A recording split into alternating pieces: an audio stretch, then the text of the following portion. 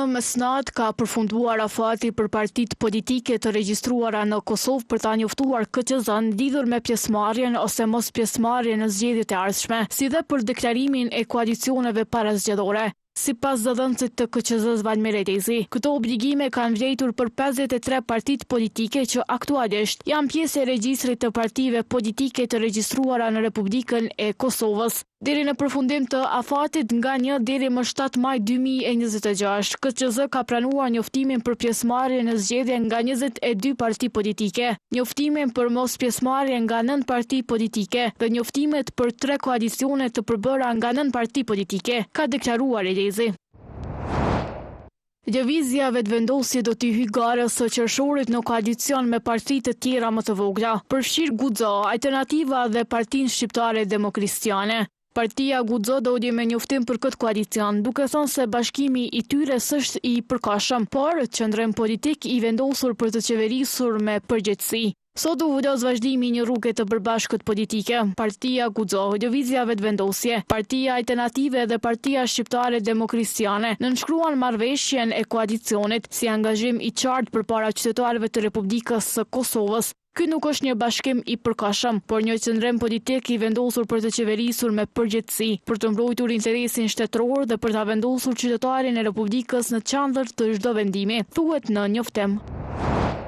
Komisioni qendror i zgjedhjeve ka për të ditur se Aleanca Kosova e Re dhe Nisma Socialdemokrate nuk do të marrin pjesë në zgjedhjet e ardhshme në Kosovë. Sipas njoftimit të KQZ-s deri në përfundim të afatit zyrtar më 7 maj në orën 24, këto 2 subjekte politike kanë njoftuar zyrtarisht mos pjesëmarrje në procesin zgjedhor. Në listën e partive që kanë konfirmuar se nuk do të garojnë në zgjedhje janë gjithsej 9 subjekte politike, ndërsa AKR dhe Nisma Socialdemokrate janë ndër partitë më të njohura që kanë vendosur të mos janë pjesë e garës elektorale, thuhet në njoftim. Sipas KQZ-s, partitë politike që kanë njoftuar mos pjesëmarrje në zgjedhje janë Partia Demokratike e Unitetit, Balli Kombëtar i Kosovës, Lëvizja Qytetare Vatra, Bashkimi për Ndryshim Ana Morava, Partia e Drejtësisë, Srpski Narodni Pokret, Partia Reforma Demokratike, Aleanca Kosova e Re dhe Nisma Socialdemokrate.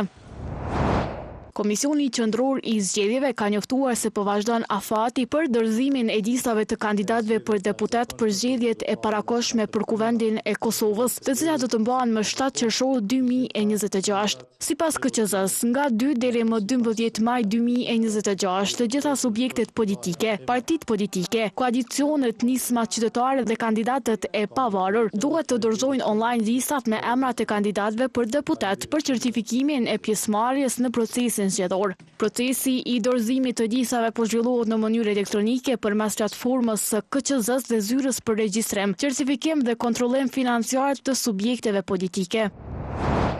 Ish-presidenti Hashim Thaçi në intervistën që kishte dhënë për moderatorin shqiptar Blendi Fevziu i pyetur edhe për çështjen e presidentit. Fevziu e ka publikuar këtë përgjigje pasi fillimisht e ka larguar nga transmetimi në emision për shkak se pyetjet janë bërë në nëntor të vitit paraprak dhe ato nuk kishin relevancë kohore. Fillimisht i pyetur nëse opozita duhej të bashkohej për të formuar qeverinë, Thaçi është përgjigjur shkurt, nuk kam koment. Ndërsa në pyetjen tjetër Fevziu kërkoi opinionin e Thaçit rreth bashkëpunimit eventual mes PDK-s dhe Lëvizjes Vetëvendosje për çështjen e presidentit. Do të duhej të ndodhë një konsensus sa më i gjerë politik. Shoqëria jon ka plot gra dhe burra të çmuar me dinjitet dhe integritet. Mendoj që ka ardhur koha që zgjedhja e presidentit të bëhet drejt për drejt nga qytetarët. Përndryshe, vazhdimisht do të ketë kriza qeveritare. Kërkohen ndryshime kushtetuese. Patjetër duhet të pajtohen edhe komunitetet. Kosova dhe Shqipëria janë vendet e fundit në rajon që presidentin e zgjedhin nga parlamenti, tha ai. Mëngjesin e kësaj të premte një grua është sulmuar nga qenë tendacak brenda oborrit të QKUK-s afër klinikës së ortopedisë. Në pamjet e siguruara nga televizioni shihet kur një person tjetër i shkon në ndihmë gruas, e cila sapo ishte sulmuar dhe në ato momente ishte me patelica. Sulmi ka ndodhur herët në mëngjes rreth orës 6. Edhe 2 punëtorë shëndetësor u sulmuan gjatë kësaj dite nga qend në këtë qendër. Lajmi është konfirmuar nga drejtori i klinikës së emergjencës Naser Syda, i cili ka për të ditur se bëhet fjalë për një mjek të klinikës së pediatrisë dhe një punëtore shëndetësore të klinikës së ortopedisë. 2 punëtorë shëndetësor janë sulmuar sot nga Qantendasak. Njëri është doktor në klinikën e pediatrisë dhe tjetra është punëtore shëndetësore në klinikën e ortopedisë. Gjendja e tyre është stabile dhe janë lëshuar për në shtëpi, ka deklaruar Syda. Një person është dërguar pa shenja jete sot rreth orës 8:20 në emergjencën e QKMF-s në Suharek. Policia ka dalë me njëherë në vendin e ngjarjes ku personeli mjekësor ka konstatuar se viktima ishte pa shenja jete. Policia ka pranuar informacion nga emergjenca në qendrën komunale të mjekësisë familjare në Suharek se një person mashkull rreth 52 vjeç sjell pa shenja jete. Policia ka dalë me njëherë në vend ngjarje dhe nga personeli mjekësor është konfirmuar se viktima ishte pa shenja jete, ndërsa janë vërejtur edhe rrethana që ngrisin dyshime për vdekje të dyshemt. Në konsultim me prokurorin e shtetit, policia ka nisur hetime të lidhur me rastin duke siguruar prova dhe dëshmi nga vendi i ngjarjes në Suharek, si dhe duke intervistuar dëshmitar. Me urdhër të prokurorit, trupi i pajeti i viktimës është dërguar në Institutin e Mjekësisë Ligjore për obduksion, thuhet në përgjigjen e Policisë Rajonale të Prizrenit.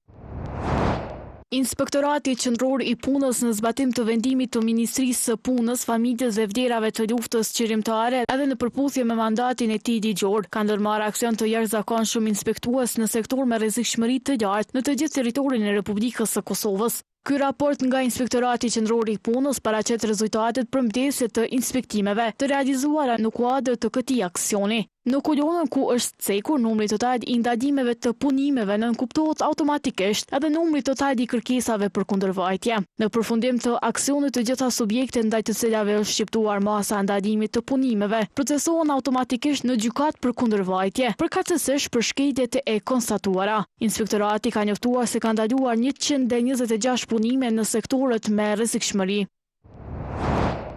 Ministria e Industrisë, Ndërmarrësisë dhe Tregtisë ka bërë të ditur çmimet avan për derivatet e naftës që do të jenë në fuqi gjatë ditës së sotme. Sipas këtij vendimi, çmimi maksimal për naftën është saktuar në 1.67 euro për litër, 2 cent më lirë se dje, ndërsa benzina do të tregtohet deri në 1.52 euro për litër, 1 cent më shtrejt se dje, ndërka çmimi i gazit është përcaktuar në 0.81 euro për litër.